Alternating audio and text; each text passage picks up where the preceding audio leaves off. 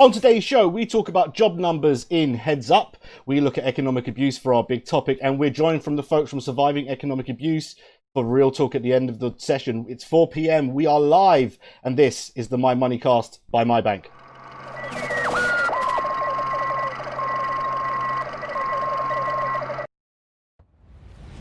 Hello and welcome to episode 8 of the My Moneycast by MyBank. 8 weeks on lockdown, 8 weeks of live shows. This is going to be talking about economic abuse, but before we get into that, my name is Nick Smith Patel. I'm the head of education for young adults here at MyBank and your host for the My Moneycasts. If you want to get a hold of us or you want to watch, you can always reach us on our social medias, scrolling along the bottom of the screen now. So that's Instagram, Facebook, Twitter, YouTube, Twitch. There's so many I forget I have to look at the screen, but you can reach us on any of those anytime you want. And you can always send us an email if you really want. You can email us at info@mybank.org. You just want to send a message, you want to put something on the show, you want to suggest what we want to do for season 2, because that's coming soon. Feel free to send us an email at info@mybank.org. Today, I think I've got Naomi in the chat because I think Declan is taking a day off, well-earned day off. So Naomi's going to be looking after us in the chat if you have any questions. And of course, you can always put those questions live in the chat and we'll do our best to answer them. So let's get it started. And as always, we're going to start with our roundup of the week's money news that you might have missed. Let's do Heads Up. So let's start out with the obvious news. Shops are open again. There are shops open again. Two big ones that we'll talk about. I think these are the ones that most people are talking about on my feed anyway. Primark reopened with massive queues this week. In fact, in Birmingham, there was Benelle Thompson, who basically, she said this: I got here at 7:30 to shop in Primark. I got everything. Accessories, holiday stuff, makeup, perfume. I spent £400 on myself. Primark has no online presence. And I wanted a sense of normality. I wanted to hold the clothes, walk down the aisle, see what's new. I wanted to feel the clothes. I wanted the shopping experience. So, as soon as Primark was open, there are going to be some people, and let me know if you're one of them in the chat, that just want to get out there and buy some stuff. I'm a little bit more excited about this one. Greggs from 8 a.m. this morning is reopening. So if you've been missing the sausage rolls and the pasties from Greggs, you can go back in. In fact, they've managed to do their social distancing based on the size of sausage rolls. I think that's impressive. So if you've been missing Primark, if you've been missing Greggs, they're now back open. And as other stores slowly start to open up, I will say, be sure you're thinking about your spending. Don't go too mad. You've been locked up for ages in the house. Doesn't mean you need to spend all that newly saved cash on Primark and Greggs, although if you spend a lot of money in Greggs, send some my way. I'm starving today. Just to let you know, that is in England only. Scotland, 29th of June, we are currently expecting stores to start reopening. And in Wales, there's talk of it being from Friday once they review the lockdown in Wales. Okay, next one is a bit more of a somber one. This is about unemployment and unemployment during the lockdown. So more than 600,000 people fell off payrolls in some way between March and May, as experts warn that the UK is on its biggest jobs crisis for at least 25 years.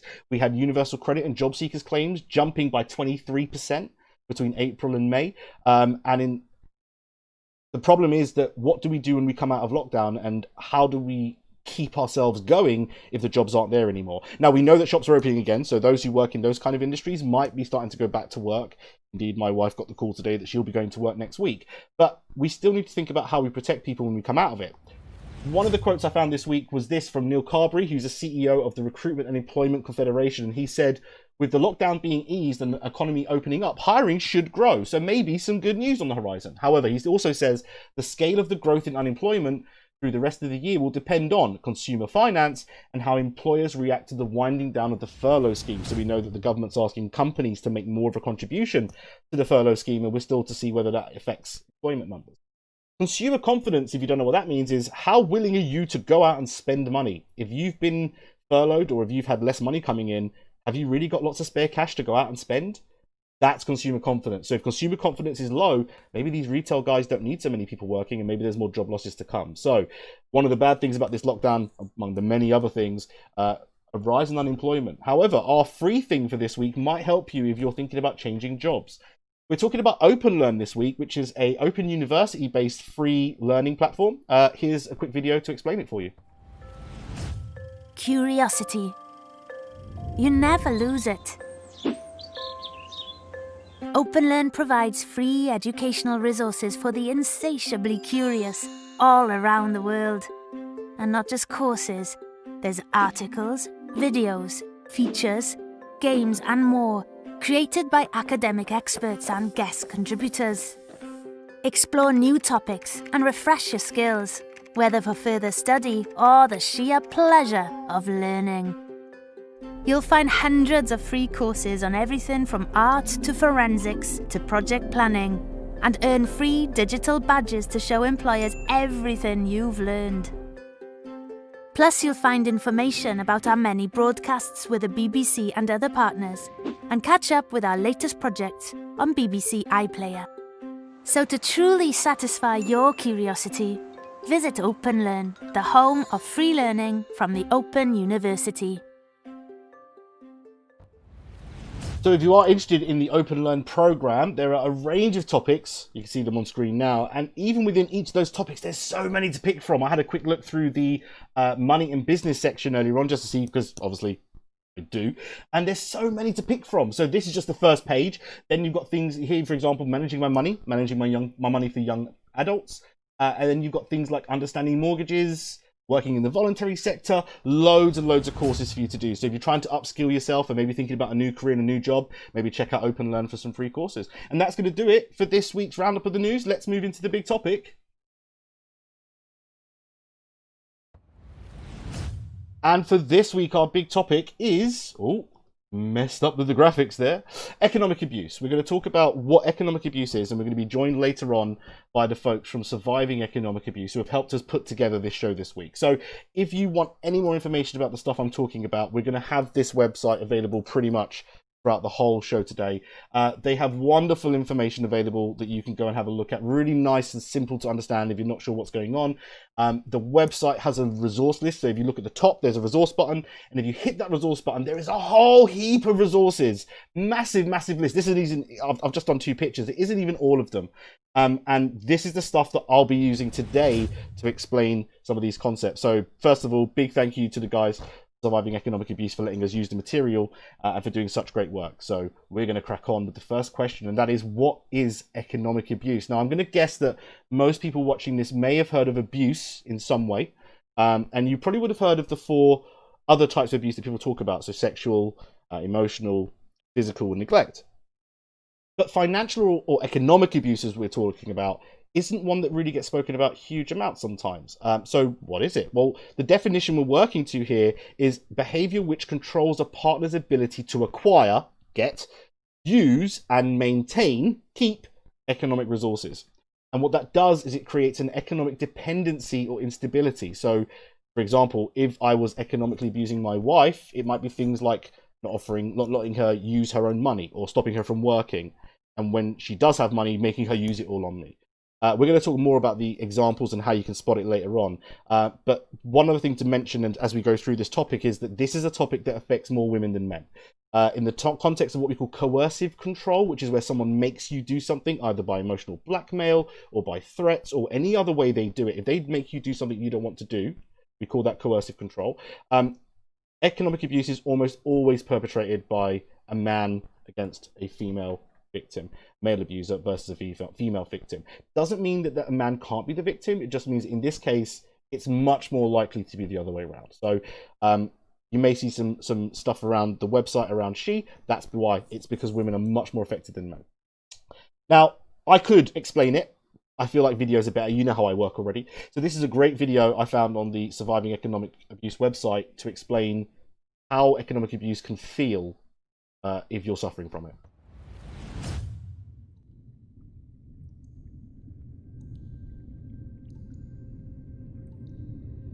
It's a gradual process, little by little, bit by bit.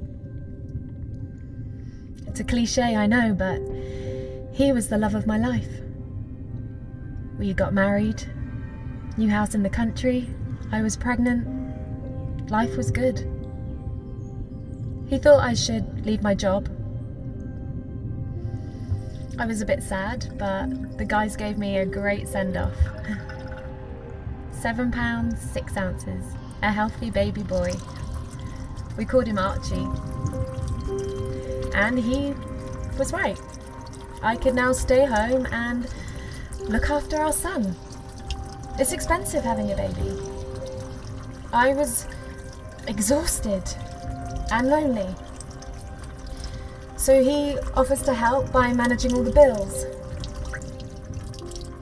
funny how you don't even really notice it at first. Then he suggested that I put all of my life savings into our joint account. Now we can pay off the mortgage quicker. He keeps telling me that it's not his money or my money, but it's our money. Little by little. Then he says that we need to be more careful with our spending. He puts me on a strict budget. I get £30 a week to pay for everything. I can't afford the petrol to take Archie to school. He just says that the walk is good for us. Bit by bit. He asks to see receipts for everything. He questions me on where I've been, who I've met, what I've spent. He took all my bank cards, and when I tried to access our bank account, I discovered that he's changed all the passwords. I tried to discuss it with him, but he just gets angry. He screams at me, slams doors, tells me I'm mad. It's shouting me such.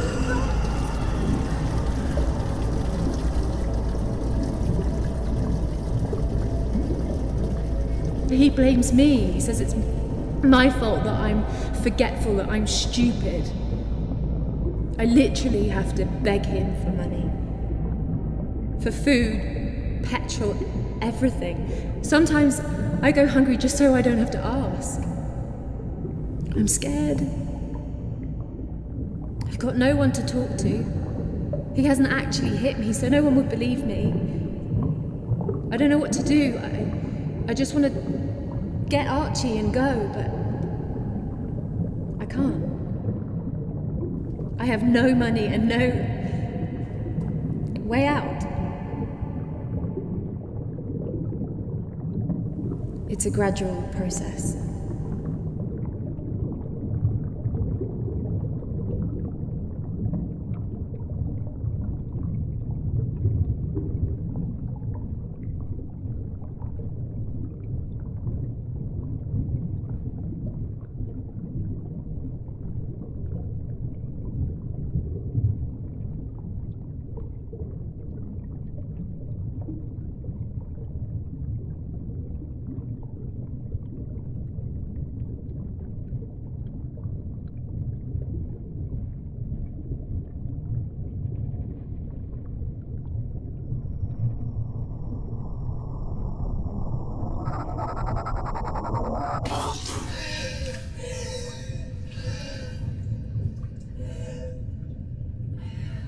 Powerful stuff, and a great video to explain that it's slow. It doesn't necessarily have to be all at once, one big grand gesture. It can be the slow drip drip suddenly becomes too much to bear. Now, in terms of looking at what are the possible signs and how can I tell whether I or someone that's close to me might possibly be a victim of economic abuse, well, before I go any further, I just wanted to share with you that on the Surviving Economic Abuse website, these are the PDFs that are available in the resource page, and they're bloody awesome.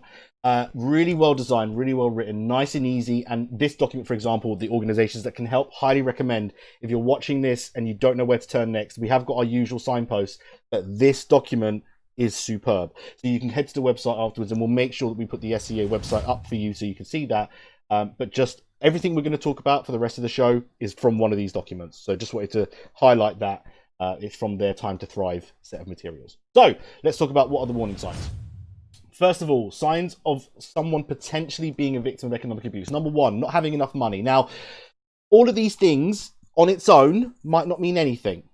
It might be a collection of these things. It might be how these things are done. These are just signs. So it doesn't mean that if you've got one, it might be that you're definitely a victim. But if you're starting to say yes to a few of these, maybe it's a sign that you should have a look at whether you need to get some help. So first of all, not having enough money.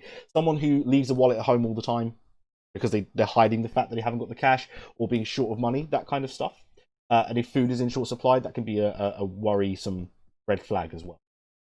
Joint finances, if someone has a shared account and a joint account with someone else, if there's some sort of conflict with the partner about the money, that can be a red flag. Not always on its own, but as part of a pattern. Saying that their partner deals with all the money things and they don't understand, not having access to that joint bank account, or having all their money paid into their partner's account instead of their own. If when they go shopping, things like always using cash and not a card, because cards can track what you've spent, so the partner will know if you've been to a shop, and that might cause another issue. Counting the pennies and making really, really tough decisions about how to shop because you're trying to be really tight with your cash, and buying sort of cheap items that, even though they could afford to buy more expensive ones, they still buy the cheapest because they're trying to cut the pennies. I think the biggest one on here that struck out for me, and the most clearest indicator, is that someone's saying, oh, he won't let me spending money on that, I can't. Or I can't buy that, she'll kill me. Things like that are a real big indicator that there's a reason why they're not doing that spending. Someone not working might be, especially if someone leaves a job that they've loved all their life and suddenly they just quit their job for no apparent reason.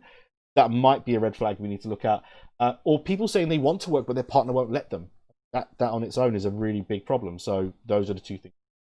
In terms of not socializing, people who are making excuses not to join for coffee or meals out because they don't want to spend the money or don't want to have to justify the spend or the going out to their abusive partner. And working hard and looking after all the children, but the partner does nothing. Which might be overlooked, but it's not fair, and something definitely to be addressed if it's going on in your relationship.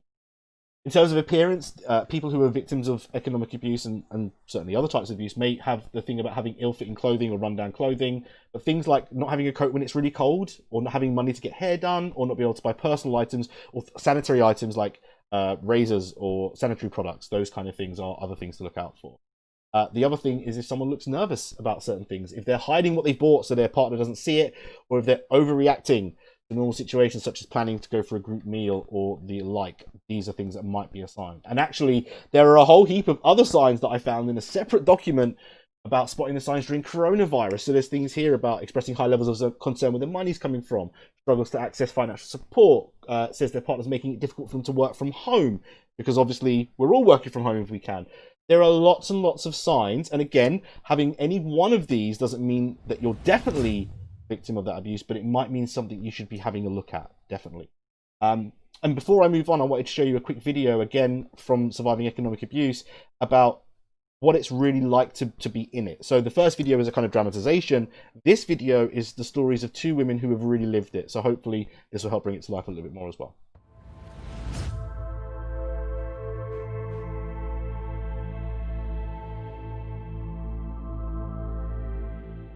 If I didn't buy him something, he would go really mad, and he would use like a lot of coercive control. So I would be subjected to, verbal interrogations. Why weren't I going to buy him a certain gift? And if I didn't buy it him, these verbal interrogations could last for hours. I weren't allowed to actually sit down, get a drink, go to the bathroom. I had to stand there for literally hours while he circled around me.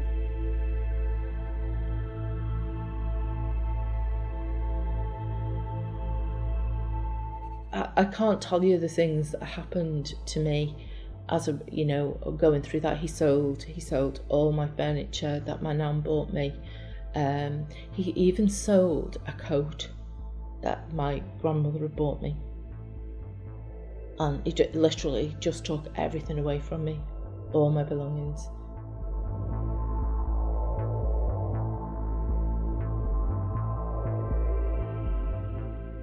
I used to say to him, I'm not going to survive you, I have to leave you. And he said, if you leave, he said it repeatedly, if you leave, I will. First thing he said was, I will have your children taken, but they're his children as well. I'll have your children taken away. And he did make malicious allegations about me to social services, which were thrown out.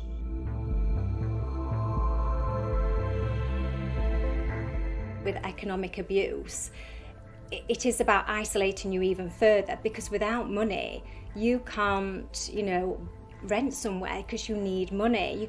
You need money for food, for your bills, to buy medicine. So you literally are stuck in that situation.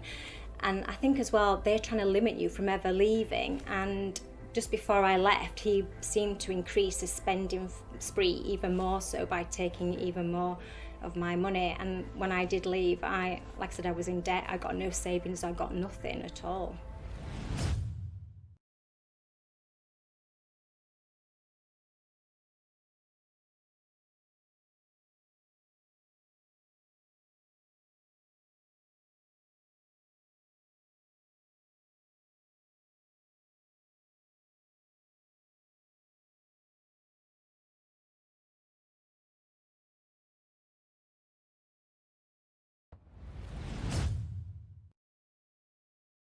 let's talk about if you're concerned about someone else. I've just realised my mic's been off.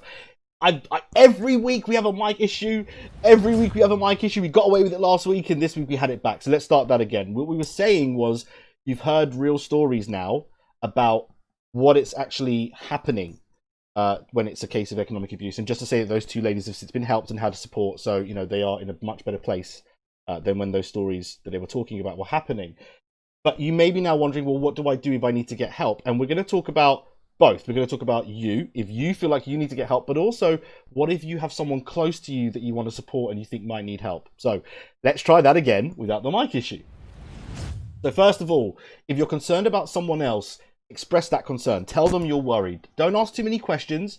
Don't badger them and kind of try and get all the detail, but just let them know that help's available and that they're not alone. The first thing we can do for anyone in a crisis, tell them that they're not alone. Believe them when they speak. Take time to really listen, not hear people. Hearing people's great. Listening is when you take it in. Recognize that it may take time to act. People don't change overnight. And don't force someone, and definitely don't give ultimatums. If you don't do this, I'm not talking to you anymore. You'd want to make this easy for people. You don't want to be forcing people to make a negative response. Provide practical help. If you can, offer the spare room up. Or maybe it's just a case of helping with some food or groceries. Maybe it's about talking about what they want to do and helping them come up with an action plan. Whatever you can offer will be enough, okay? And the other thing is, if you have the ability to have some information on hand about domestic abuse, do so. For ladies who are suffering from domestic abuse, you can call the line that's run by Refuge, which is on screen. Gentlemen, I have a number for you in a second. The last thing to say is, if there is immediate danger, call 999. Don't wait. Okay, if there is a threat of violence or you're scared, call 999. Bypass all the stuff I've just said and just call the police. If you're concerned about yourself, the first thing to say, and the ladies from SCA will, I'm sure, bolster this and kind of give you some much more practical stuff. But first, get safe and see if you can find somewhere safe to stay. So call a helpline, call the police, and remember, danger, call 999. Talk to your friends and family about staying if it's safe to do so, and if not, approach the council. There are ways that the council might be able to support you in evicting the abusive partner, but there are legalities around that. So make sure you tell people if you need help, but make sure you're safe. Only once you're safe, then try and get things like the documents together, your passport or driving license, anything with official with your name on it. If you're leaving the property, make sure you tell people that you're going and that you're not going to be the one that's paying the bills. Make sure as much as possible you're letting people know about the situation. There's no shame here. It's absolutely okay to say to your gas provider, I don't live there anymore.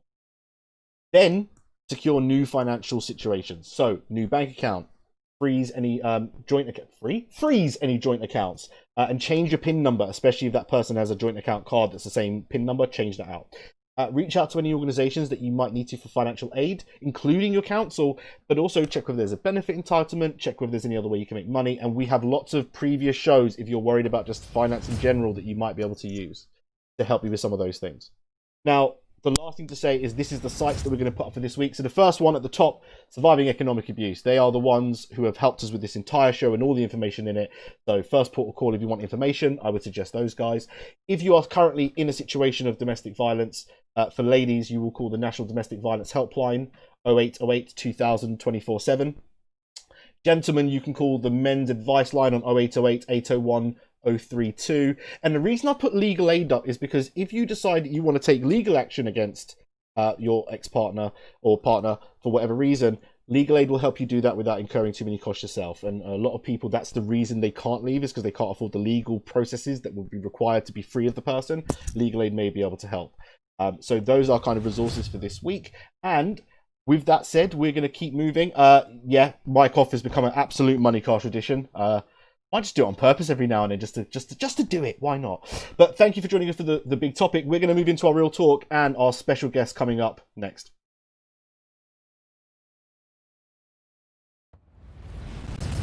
So this week, I am very honoured to be joined by two very special guests. First of all, I'm joined by Jaspinder Kaur, who is a training officer for Surviving Economic Abuse. And we also have Dr. Nicholas Sharp-Jeffs, who is the CEO of the same organisation. Folks, thanks very much for joining us. How are we doing? Good, thank you. Thank you. I hope I got all that right and I did got your material justice. I really do. So let's see, maybe we get some questions. Just to say, before we start with this chat, if there are any questions or any concerns that people have, put it in the chat. We have the experts here. We're happy to answer questions if you have them. So I guess first, let's start with the history of surviving economic abuse. How did it get set up? What is it that you guys do? Maybe a background for the viewers. Who wants to take that? So I was involved at the beginning. I actually set the charity up 3 years ago, and that was having spoken to a lot of victims and survivors of domestic abuse who talked about the economic or financial difficulties they were facing. So I think, Nick, you mentioned perhaps being in debt because a partner had forced them to take a loan or put something on a credit card, or maybe a car finance loan. And they were really struggling to move forward with their life in relation to dealing with that. And when I looked around to find resources like the ones that you just shared, actually this problem wasn't even named back then. Society then, and probably to a certain extent still now, we thought that domestic abuse was mostly about physical abuse. So people attacking or assaulting their partner, and they didn't realise that actually what underpins physical or perhaps sexual abuse very often is emotional abuse, economic abuse, lots of different ways to control a partner because they think that their partner needs to behave in the way that they want them to, and they use lots of different ways to do that. So the charity was really set up to help shine a light on economic abuse, to say control takes lots of different forms. You might not recognise it. It might seem very caring. Someone might say something like, let me take care of the finances, you've got lots to do, or maybe I've got more experience of looking after finances, so let me take that job away from you. So it might be portrayed as very caring. So it might come very slowly, and it's only to the point perhaps when someone realizes that they don't have access to their bank account anymore, or they don't have enough money, and the perpetrator, the person, the partner is saying, oh, you don't need that really, do you? They start to recognize that their freedom and their control is disappearing. So they might start to become dependent and having to kind of ask somebody else to meet their basic needs. So like you said, things like sanitary towels or razors, the things that we take for granted every day that we really, really need to be able to live our lives and enjoy our lives and fulfill our potential might be taken away from you. So that was really about the charity, to raise awareness of this form of abuse, to say that, there is a name for it. If this is something that you're experiencing, there's help available. And we work with a number of stakeholders, including MyBnk, to really get that message out there and to design resources and to provide the support that's needed. And so I mentioned briefly that we've heard of the four big ones, I guess you call them, the neglect and physical, and but why hasn't this type of abuse been more well known? In an ideal world there'd be no need for your organisation to exist, but I guess why is it that we don't know more about economic abuse as a term? Yeah, well, certainly I remember, so years ago when I was part of the MyBnk team as a trainer, what I didn't realise is that why I wanted to do that work was to create economic safety. It was only years later when I thought, that's what I want to do. I want to really think about how we can tackle economic abuse. And I didn't know the language. I didn't understand the words for it. And so when we think about the examples that you've given, we think about those in a sort of a safeguarding context. The language that we would use to describe domestic abuse is slightly different, but there's a huge overlap as well that we need to think about. So part of that is that how we work with young people and how we work with adults, some of the language is different. And because it describes not just the financial abuse, but all of the other behaviours around it, it's not just about controlling somebody's money and finances, but about their access to transport or their mobile phone. Economic abuse is a much more helpful term because it captures all of those dynamics. Certainly when we deliver training and raise awareness of economic abuse at the workshops, there's a couple of quotes. One person said, it's like a blanket that's been lifted. It's been there all the time, but I just didn't know that that's what I could call it. And similarly, when we worked with some young people, one of the examples, we went, oh my goodness, that was me, that was my life.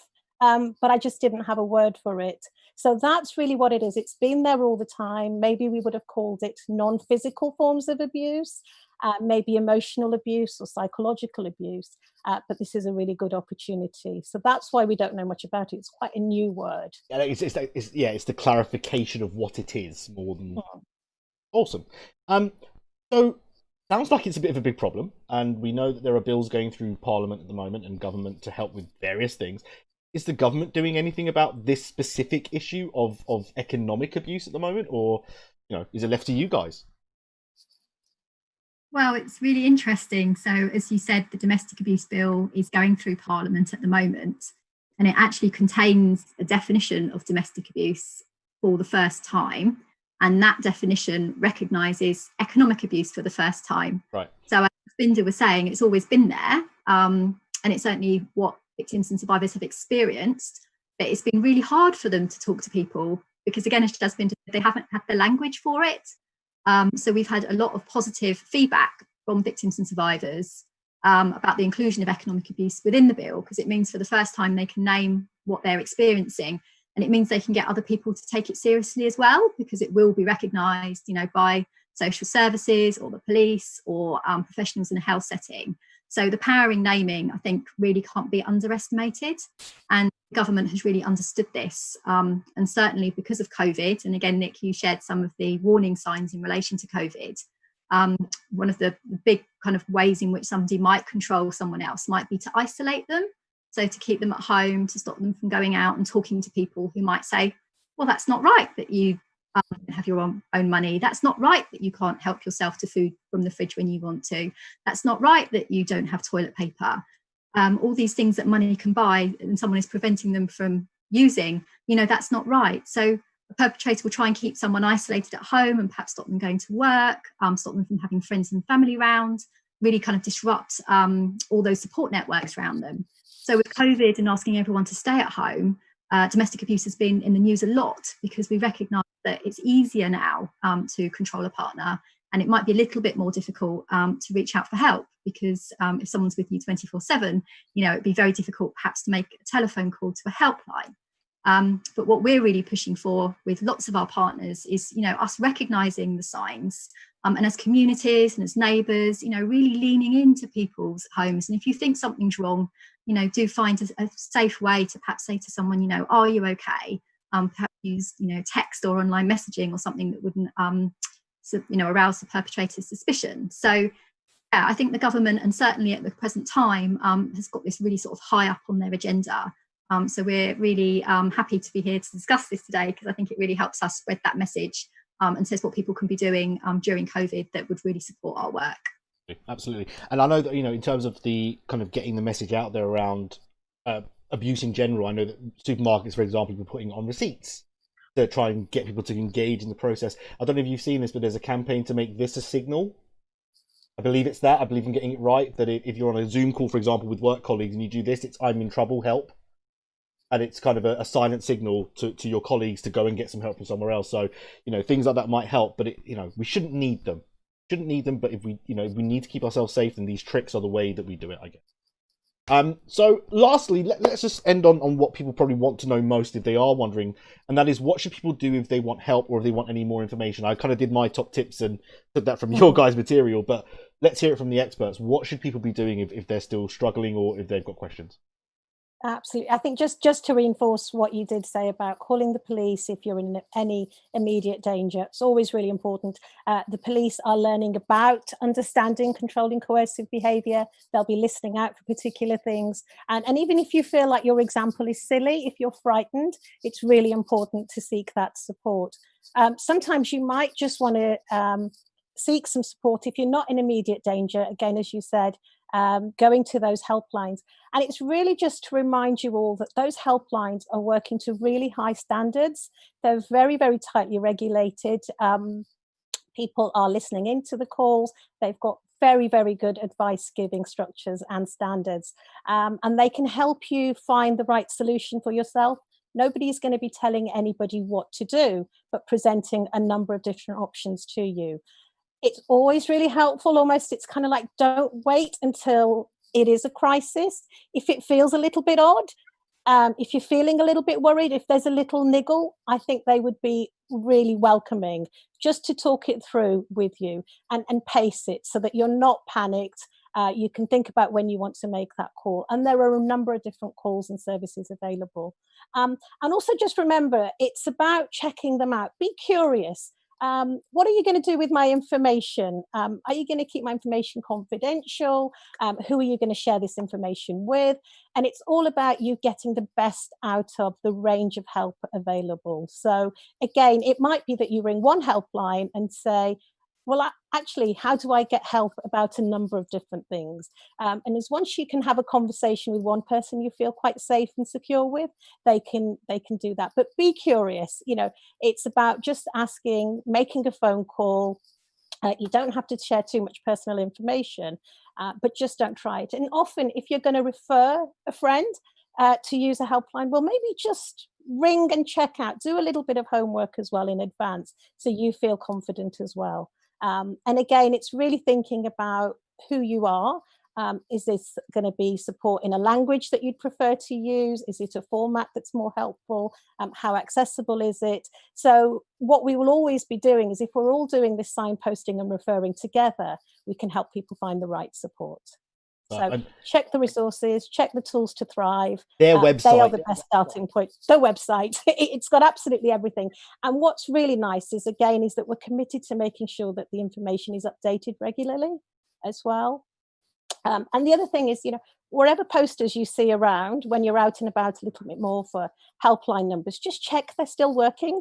Yes. If we all did that, when we see these posters in, you know, in public toilets and offices and kitchens, just check the number is still relevant, because we can make sure that people can access help. I've just had in the chat, Naomi Super Chat Maestro has just found the hand signal that's being used. It's this. It's thumb in, fingers down, and that is "I need help, please." If you're on Zoom calls with work colleagues, so check out the link. It's like that. If you need help, it's a kind of silent signal. Great. I think looking at the time, we need to leave it there. We've run massively over, but I think it was worth it. So really quickly, just say thank you, Jasminder Kaur. Thank you very much, Nicola. Thank you for all the work you guys both are doing in the field, and we look forward to doing much more work with you in the future with MyBank. So yeah, great. Thank you for joining us again this week as well. It's been great. Thank you. Thank you very much. And we're going to move in for the last bit for our top tips.